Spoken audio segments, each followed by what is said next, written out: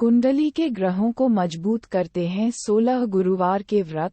जाने विधि, कथा और व्रत से जुड़े नियम। इस व्रत को आप किसी भी महीने की शुक्ल पक्ष के पहले गुरुवार को शुरू कर सकते हैं, लेकिन इस बात का ध्यान रहे कि वह महीना पूष का ना हो। यह व्रत करने से तमाम समस्याएं दूर होती हैं। मुख्य बातें। बृहस्पतिवार को भगवान विष्णु का दिन माना जाता है। ग्रहों को मजबूत करता है 16 गुरुवार का व्रत। गुरुवार के दिन व्रत करने से आर्थिक समस्याएं दूर होती हैं। हिंदू धर्म के अनुसार किसी भी स्त्री और पुरुष के लिए व्रत रखना बहुत पवित्र और महत्वपूर्ण कार्य माना जाता है। भारतीय संस्कृति में व्रत का चलन सदियों से चला रहा है, जहां लोग अपनी अलग अलग इच्छाओं के अनुसार तरह तरह के व्रत करते रहते हैं। लेकिन बृहस्पतिवार का व्रत इन सब साप्ताहिक व्रतों में सबसे ऊपर माना गया है। बृहस्पतिवार को भगवान विष्णु का दिन माना जाता है और यह मान्यता है कि इस दिन व्रत करने वाले व्यक्ति को कभी भी आर्थिक, शारीरिक और मानसिक हानि नहीं पहुंचती है। तो आइए जानते हैं इस व्रत को करने की पूरी विधि और इससे होने वाले लाभ। कब करना चाहिए गुरुवार का व्रत? When to start Thursday fast? इस व्रत को आप किसी भी महीने के शुक्ल पक्ष के पहले गुरुवार को उठा सकते हैं। हमारे शास्त्रों में किसी भी शुभ काम को करने का सबसे उत्तम तिथि शुक्ल पक्ष को ही माना गया है। लेकिन आपको इस बात का खास ध्यान रखना होगा कि पूष माह में यह व्रत न उठाएं। पूष या पौष का महीना अंग्रेजी कैलेंडर के अनुसार दिसंबर या जनवरी में पड़ता है। इस महीने को शास्त्रों के अनुसार उतना शुभ नहीं माना जाता। लगातार 16 गुरुवार तक रखना होता है व्रत। 16 बृहस्पति के व्रत। यह व्रत बहुत ही पवित्र होता है, इसलिए आप इस व्रत को तभी उठाएं जब आप पूरी शुद्धता के साथ इसे पूरा कर सकें। मान्यताओं के अनुसार लगातार 16 गुरुवार तक इस व्रत को करना होता है। उसके बाद 17वें गुरुवार को इसका उद्यापन कर देना होता है। महिलाओं को मासिक धर्म के समय इस व्रत को करने से बचना चाहिए। क्या है गुरुवार व्रत की विधि? बृहस्पति के व्रत की विधि। इस व्रत को करने के लिए आपके पास चने की दाल, गुड़, हल्दी, केले, 1-2 उपले और हवन करने की सामग्री होनी चाहिए। साथ में भगवान विष्णु की फोटो और अगर केले का पेड़ मिल जाए तब तो सबसे उत्तम। व्रत वाले दिन सुबह सवेरे उठकर स्नान और नित्य क्रियाओं से निवृत्त होकर भगवान के सामने बैठ जाएं। उनकी तस्वीर को अच्छी तरह से साफ करें, उन्हें पीले फूल और चावल चढ़ाएं। साथ में भगवान को एक छोटा सा पीला वस्त्र अर्पण करें और 16 गुरुवार के व्रत का संकल्प लें। अब अपने जल वाले लुटिया में थोड़ी सी हल्दी, थोड़ा सा गुड़, थोड़े से चने की दाल डालकर केले के पेड़ को अर्पण करें और भगवान विष्णु की प्रार्थना करें। हवन के लिए गाय के उपले पर देसी घी डालकर अग्नि प्रज्वलित करें और उसमें हवन की सारी सामग्री डालकर ओम गुण गुरुवे नमः मंत्र का जाप करें। बाद में भगवान की फोटो पर गुड़ और चने की दाल का भोग लगाएं और इस गुड़ और चने की दाल के प्रसाद को पूजा के बाद सभी लोगों में बांट दें। पूजा के वक्त भगवान की फोटो पर हल्दी और चंदन से तिलक करना ना भूलें। बृहस्पति व्रत करने से क्या होते हैं लाभ? Thursday fast benefits. लाभ। गुरुवार के दिन व्रत करने से घर में कभी भी आर्थिक समस्याएं नहीं उत्पन्न होती। घर में कभी भी भोजन की कमी नहीं होती। अगर आप छात्र जीवन में हैं, तो यह व्रत आपको अच्छी सफलता दिलाता है। कुंडली में गुरु की दशा को सही करने में मदद मिलती है। घर में कलेश, लड़ाई झगड़े खत्म होते हैं। शादी में आने वाली बाधाएं दूर होती हैं। मनचाहा जीवन साथी मिलता है। मानसिक और शारीरिक विकारों से मुक्ति मिलती है। माँ लक्ष्मी हमेशा प्रसन्न रहती हैं। बृहस्पतिवार के दिन क्या नहीं करना चाहिए? What not to do on Thursday? भूलकर भी बालों में तेल न लगाएं। बृहस्पतिवार के दिन साबुन और शैम्पू का इस्तेमाल ना करें। बाल दाढ़ी गुरुवार के दिन नहीं कटवाना चाहिए। इस दिन धोबी को कपड़े देने से बचें। अगर आपका व्रत है तो नमक और खट्टी चीजें खाने से बचें। इस दिन पीले रंग की वस्तु किसी से लेने से बचें। अगर आप गुरुवार का व्रत रखते हैं तो घर में इस दिन मांसाहार और शराब का सेवन किसी को ना करने दें। कैसे करें? बृहस्पतिवार के व्रत का उद्यापन, थर्सडे फास्ट उद्यापन विधि। जब आपका 16 गुरुवार का व्रत पूरा हो जाए तब 17वें गुरुवार को विधिवत तरीके से पूजा पाठ करके किसी ब्राह्मण को पूजा सामग्री और अपने सामर्थ्य अनुसार दक्षिणा देकर इस व्रत का उद्यापन कर सकते हैं। पूजा करते वक्त भगवान विष्णु से प्रार्थना करें कि आपने संकल्प के अनुसार अपने 16 गुरुवार का व्रत पूरा कर लिया है और भगवान विष्णु आप पर अपनी कृपा दृष्टि बनाए रखें। इस व्रत के उद्यापन के दिन आप गरीबों को दान देकर उन्हें भोजन भी करा सकते हैं। अत श्री बृहस्पतिवार व्रत कथा। भारतवर्ष में एक प्रतापी और दानी राजा राज्य करता था। वह नित्य गरीबों और ब्राह्मणों की सहायता करता था। ये बात उसकी रानी को अच्छी नहीं लगती थी।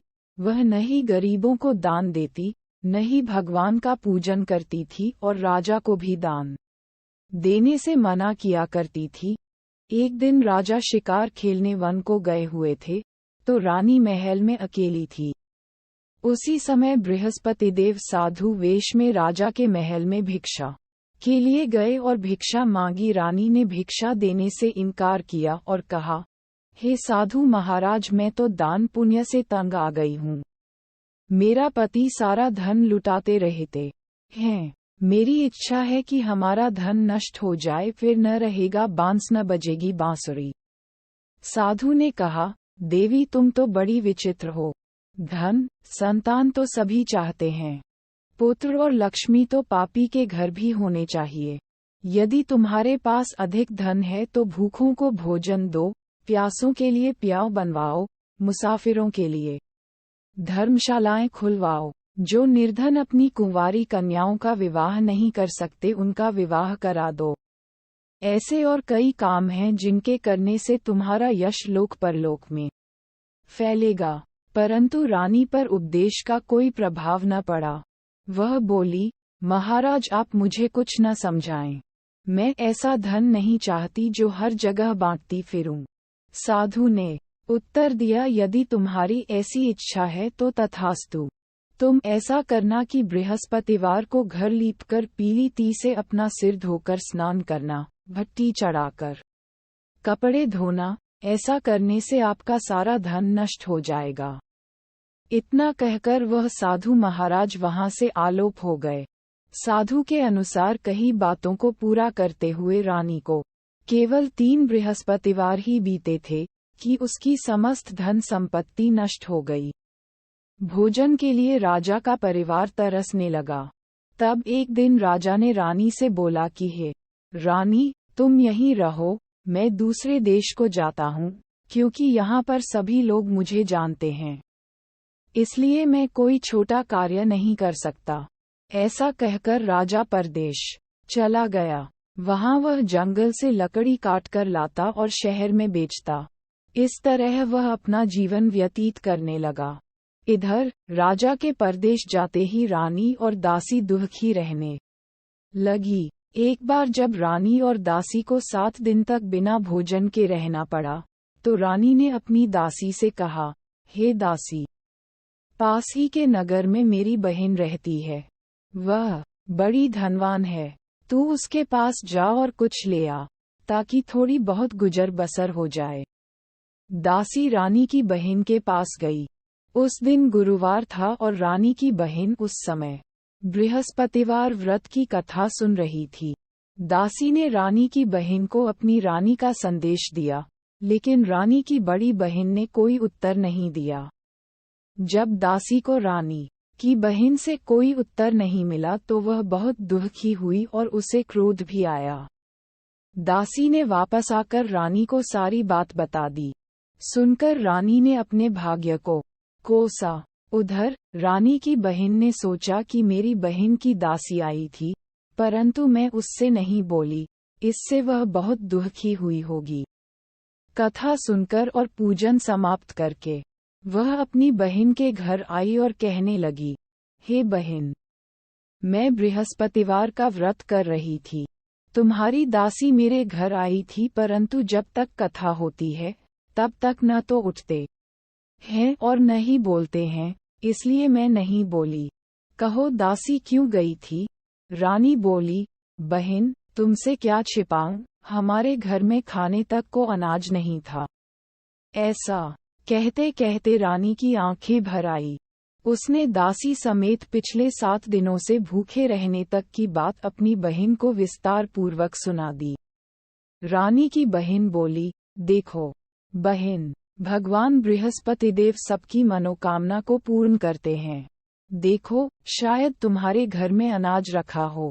पहले तो रानी को विश्वास नहीं हुआ, पर बहन के आग्रह करने पर उसने अपनी दासी को अंदर भेजा तो उसे सचमुच अनाज से भरा एक घड़ा मिल गया।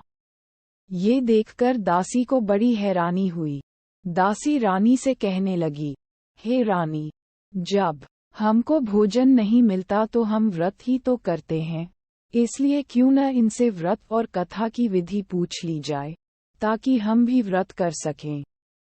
तब रानी ने अपनी बहन से बृहस्पतिवार व्रत के बारे में पूछा। उसकी बहन ने बताया, बृहस्पतिवार के व्रत में चने की दाल और मुनक्का से विष्णु भगवान का केले की जड़ में पूजन करें तथा दीपक जलाएं, व्रत कथा सुने और पीला भोजन ही करें। इससे बृहस्पतिदेव प्रसन्न होते हैं। व्रत और पूजन विधि बताकर रानी की बहन अपने घर को लौट गई। 7 दिन के बाद जब गुरुवार आया तो रानी और दासी ने व्रत रखा। घुड़साल में जाकर चना और गुड़ लेकर आईं। फिर उससे केले की जड़ तथा विष्णु भगवान का पूजन किया। अब पीला भोजन कहाँ से आए, इस बात को लेकर दोनों बहुत दुखी थे। चूंकि उन्होंने व्रत रखा था, इसलिए बृहस्पतिदेव उनसे प्रसन्न थे। इसलिए वे एक साधारण व्यक्ति का रूप धारण कर 2 थालों में सुंदर पीला भोजन दासी को दे गए। भोजन पाकर दासी प्रसन्न हुई और फिर रानी के साथ मिलकर भोजन ग्रहण किया। उसके बाद वे सभी गुरुवार को व्रत और पूजन करने लगी। बृहस्पति भगवान की कृपा से उनके पास फिर से धन संपत्ति आ गई, परंतु रानी फिर से पहले की तरह आलस्य करने लगी। तब दासी बोली, देखो रानी, तुम पहले भी इस प्रकार आलस्य करती थी, तुम्हें धन रखने में कष्ट होता था, इस कारण सभी धन नष्ट हो गया, और अब जब भगवान बृहस्पति की कृपा से धन मिला है तो तुम्हें फिर से आलस्य होता है।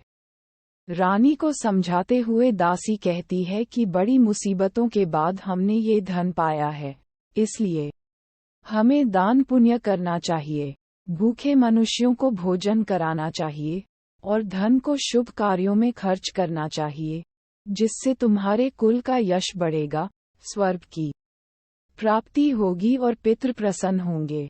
दासी की बात मानकर रानी अपना धन शुभ कार्यों में खर्च करने लगी, जिससे पूरे नगर में उसका यश फैलने लगा।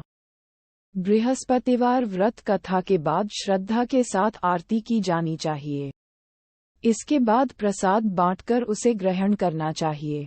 एक दिन राजा दुखी होकर जंगल में एक पेड़ के नीचे आसन जमा कर बैठ गया। वह अपनी दशा को याद करके व्याकुल होने लगा। बृहस्पतिवार का दिन था। एकाएक उसने देखा कि निर्जन वन में एक साधु प्रकट हुए।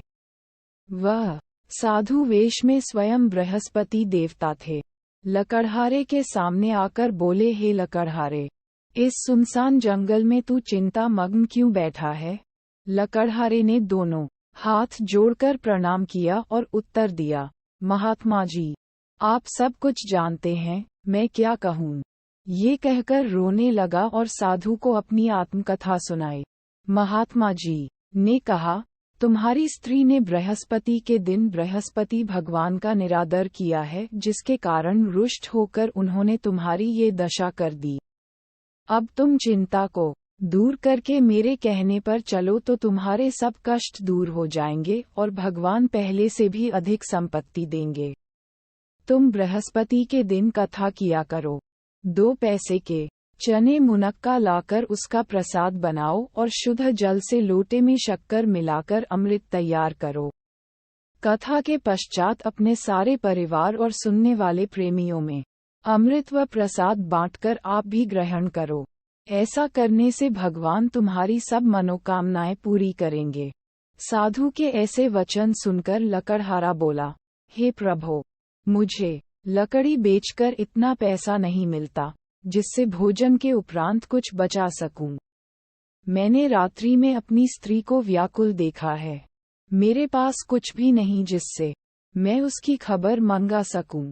साधु ने कहा, हे लकड़हारे, तुम किसी बात की चिंता मत करो। बृहस्पति के दिन तुम रोजाना की तरह लकड़ियां लेकर शहर को जाओ।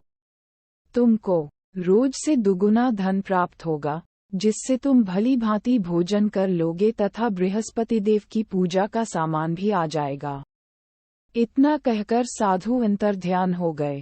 धीरे धीरे समय व्यतीत होने पर फिर वही बृहस्पतिवार का दिन आया। लकड़हारा जंगल से लकड़ी काटकर किसी शहर में बेचने गया। उसे उस दिन और दिन से अधिक पैसा मिला। राजा ने चना गुड़ आदि लाकर गुरुवार का व्रत किया। उस दिन से उसके सभी क्लेश दूर हुए, परंतु जब दोबारा गुरुवार का दिन आया तो बृहस्पतिवार का व्रत करना भूल गया। इस कारण बृहस्पति भगवान नाराज हो गए। उस दिन उस नगर के राजा ने विशाल यज्ञ का आयोजन किया तथा शहर में ये घोषणा करा दी कि कोई भी मनुष्य अपने घर में भोजन न बनावे न आग जलावे, समस्त जनता मेरे यहाँ भोजन करने आवे। इस आज्ञा को जो न मानेगा उसे फांसी की सजा दी जाएगी। इस तरह की घोषणा संपूर्ण नगर में करवा दी गई। राजा की आज्ञानुसार शहर के सभी लोग भोजन करने गए, लेकिन लकड़हारा कुछ देर से पहुंचा, इसलिए राजा उसको अपने साथ घर ले गए और ले जाकर भोजन करा रहे थे तो रानी की दृष्टि उस खूंटी पर पड़ी जिस पर उसका हार लटका हुआ था। वह वहां पर दिखाई नहीं दिया। रानी ने निश्चय किया कि मेरा हार इस मनुष्य ने चुरा लिया है। उसी समय सिपाहियों को बुलाकर उसको कारागार में डलवा दिया।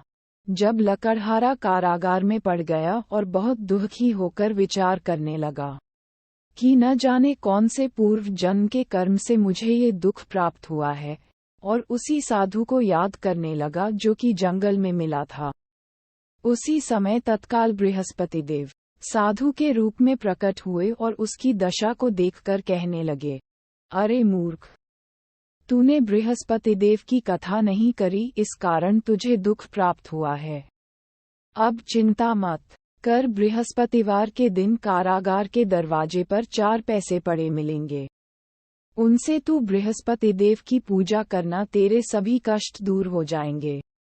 बृहस्पति के दिन उसे 4 पैसे मिले। लकड़हारे ने कथा कही। उसी रात्रि को बृहस्पति देव ने उस नगर के राजा को स्वप्न में कहा, हे राजा, तुमने जिस आदमी को कारागार में बंद कर दिया है वह निर्दोष है।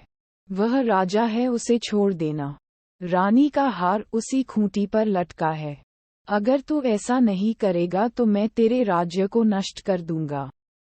इस तरह रात्रि के स्वप्न को देखकर राजा प्रातःकाल उठा और खूंटी पर हार देखकर लकड़हारे को बुलाकर क्षमा मांगी तथा लकड़हारे को योग्य सुंदर वस्त्र आभूषण देकर विदा कर दिया। बृहस्पति देव की आज्ञानुसार लकड़हारा अपने नगर को चल दिया। राजा जब अपने नगर के निकट पहुंचा तो उसे बड़ा आश्चर्य हुआ। नगर में पहले से अधिक बाग, तालाब, कुएं तथा बहुत सी धर्मशाला, मंदिर आदि बन गई हैं। राजा ने पूछा, ये किसका बाग और धर्मशाला है? तब नगर के सब लोग कहने लगे, ये सब रानी और बांदी के हैं। तो राजा को आश्चर्य हुआ और गुस्सा भी आया। जब रानी ने ये खबर सुनी कि राजा आ रहे हैं, तो उन्होंने बांदी से कहा कि हे दासी, देख राजा हमको कितनी बुरी हालत में छोड़ गए थे। हमारी ऐसी हालत देखकर वह लौट न जाएं, इसलिए तू दरवाजे पर खड़ी हो जा। आज्ञानुसार दासी दरवाजे पर खड़ी हो गई। राजा आए तो उन्हें अपने साथ लिवा लाए तब राजा ने क्रोध करके अपनी रानी से पूछा कि यह धन तुम्हें कैसे प्राप्त हुआ है। तब उन्होंने कहा, हमें ये सब धन बृहस्पतिदेव के इस व्रत के प्रभाव से प्राप्त हुआ है। राजा ने निश्चय किया कि 7 रोज बाद तो सभी बृहस्पतिदेव का पूजन करते हैं, परंतु मैं प्रतिदिन दिन में 3 बार कहानी तथा रोज व्रत किया करूंगा। अब हर समय राजा के दुपट्टे में चने की दाल बंधी रहती तथा दिन में 3 बार कहानी कहता। एक रोज राजा ने विचार किया कि चलो अपनी बहन के यहाँ हो आवें। इस तरह निश्चय कर राजा घोड़े पर सवार हो अपनी बहन के यहाँ को चलने लगा। मार्ग में उसने देखा कि कुछ आदमी एक मुर्दे को लिए जा रहे हैं। उन्हें रोककर राजा कहने लगा, अरे भाइयों, मेरी बृहस्पतिदेव की कथा सुन लो। वे बोले, लो, हमारा तो आदमी मर गया है, इसको अपनी कथा की पड़ी है। परंतु कुछ आदमी बोले, अच्छा कहो, हम तुम्हारी कथा भी सुनेंगे। राजा ने दाल निकाली और जब कथा आधी हुई थी कि मुर्दा हिलने लग गया, और जब कथा समाप्त हो गई तो राम राम करके मनुष्य उठकर खड़ा हो गया। आगे मार्ग में उसे एक किसान खेत में हल चलाता मिला। राजा ने उसे देख और उससे बोले, अरे भैया, तुम मेरी बृहस्पतिवार की कथा सुन लो। किसान बोला, जब तक मैं तेरी कथा सुनूंगा तब तक 4 हरैया जोत लूंगा। जा अपनी कथा किसी और को सुनाना। इस तरह राजा आगे चलने लगा। राजा के हटते ही बैल पछाड़ खाकर गिर गए तथा किसान के पेट में बड़ी जोर का दर्द होने लगा। उस समय उसकी माँ रोटी लेकर आई। उसने जब ये देखा तो अपने पुत्र से सब हाल पूछा और बेटे ने सभी हाल कह दिया। तो बुढ़िया दौड़ी दौड़ी उस घुड़सवार के पास गई और उससे बोली कि मैं तेरी कथा सुनूंगी, तू अपनी कथा मेरे खेत पर चलकर ही कहना। राजा ने बुढ़िया के खेत पर जाकर कथा कही, जिसके सुनते ही वह बैल उठ खड़ हुए तथा किसान के पेट का दर्द भी बंद हो गया। राजा अपनी बहन के घर पहुंचा। बहन ने भाई की खूब मेहमानी की। दूसरे रोज प्रातःकाल राजा जगा तो वह देखने लगा कि सब लोग भोजन कर रहे हैं। राजा ने अपनी बहन से कहा, ऐसा कोई मनुष्य है जिसने भोजन नहीं किया हो, मेरी बृहस्पतिवार की कथा सुन ले। बहन बोली, हे भैया, ये देश ऐसा ही है कि पहले यहाँ लोग भोजन करते हैं, बाद में अन्य काम करते हैं। अगर कोई पड़ोस में हो तो देख आऊं। वह ऐसा कहकर देखने चली गई, परंतु उसे कोई ऐसा व्यक्ति नहीं मिला जिसने भोजन न किया हो। अतः वह एक कुम्हार के घर गई जिसका लड़का बीमार था। उसे मालूम हुआ कि उनके यहाँ 3 रोज से किसी ने भोजन नहीं किया है। रानी ने अपने भाई की कथा सुनने के लिए कुम्हार से कहा। वह तैयार हो गया। राजा ने जाकर बृहस्पतिवार की कथा कही, जिसको सुनकर उसका लड़का ठीक हो गया। अब तो राजा की प्रशंसा होने लगी। एक रोज राजा ने अपनी बहन से कहा कि हे बहन, हम अपने घर को जाएंगे, तुम भी तैयार हो जाओ। राजा की बहन ने अपनी सास से कहा। सास ने कहा, हाँ चली जा, परंतु अपने लड़कों को मत ले जाना, क्योंकि तेरे भाई के कोई औलाद नहीं है। बहन ने अपने भैया से कहा, हे भैया, मैं तो चलूंगी पर कोई बालक नहीं जाएगा। राजा बोला, जब कोई बालक नहीं चलेगा तब तुम ही क्या करोगी। बड़े दुखी मन से राजा अपने नगर को लौट आया। राजा ने अपनी रानी से कहा, हम निर्वंशी हैं, हमारा मुंह देखने का धर्म नहीं है, और कुछ भोजन आदि नहीं किया। रानी बोली, हे प्रभो, बृहस्पतिदेव ने हमें सब कुछ दिया है, वह हमें औलाद अवश्य देंगे। उसी रात को बृहस्पतिदेव ने राजा से स्वप्न में कहा, हे राजा उठ, सभी सोच त्याग दे, तेरी रानी गर्भ से है। राजा की यह बात सुनकर बड़ी खुशी हुई। 9वें महीने में उसके गर्भ से एक सुंदर पुत्र पैदा हुआ। तब राजा बोला, हे रानी, स्त्री बिना भोजन के रह सकती है, पर बिना कहे नहीं रह सकती। जब मेरी बहन आवे तुम उससे कुछ कहना मत। रानी ने सुनकर हाँ कर दिया। जब राजा की बहन ने ये शुभ समाचार सुना तो वह बहुत खुश हुई तथा बधाई लेकर अपने भाई के यहाँ आई। तभी रानी ने कहा, घोड़ा चढ़कर तो नहीं आई, गधा चढ़ी आई। राजा की बहन बोली, भाभी मैं इस प्रकार न कहती तो तुम्हें औलाद कैसे मिलती। बृहस्पतिदेव ऐसे ही हैं, जैसी जिसके मन में कामनाएं हैं, सभी को पूर्ण करते हैं। जो सद्भावनापूर्वक बृहस्पतिवार का व्रत करता है एवं कथा पढ़ता है अथवा सुनता है, दूसरों को सुनाता है, बृहस्पतिदेव उसकी सभी मनोकामना पूर्ण करते हैं।